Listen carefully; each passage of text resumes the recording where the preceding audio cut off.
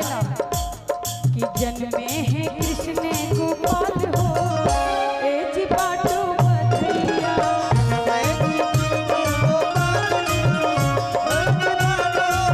जन्मे है कृष्ण गोपाल हो ए जी बाटो बधैया।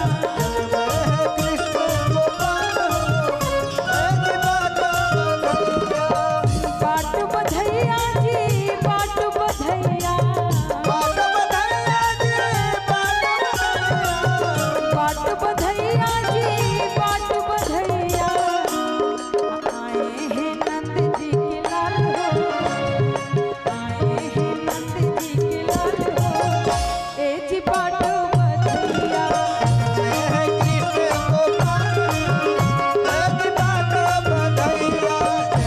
है कृष्ण गोपाल हो ए जी बाट बधैया।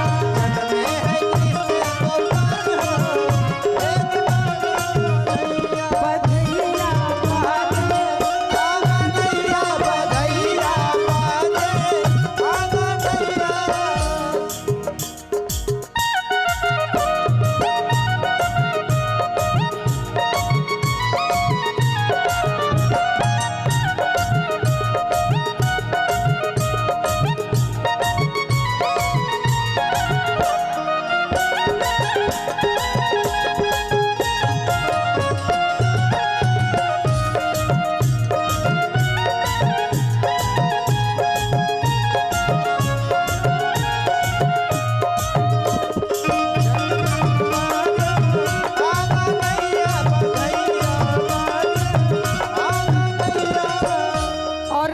देखी जब घर में लड़का होला तो लोग इहे पूछेला कि केकरा घरे लड़का भइल बा।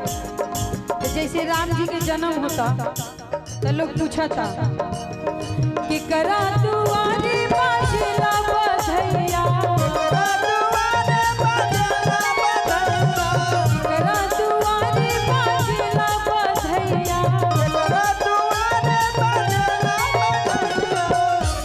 बधैया बाजे बधैया बाजे आंगनैया बधैया बाजे आंगनैया बधैया बाजे आंगनैया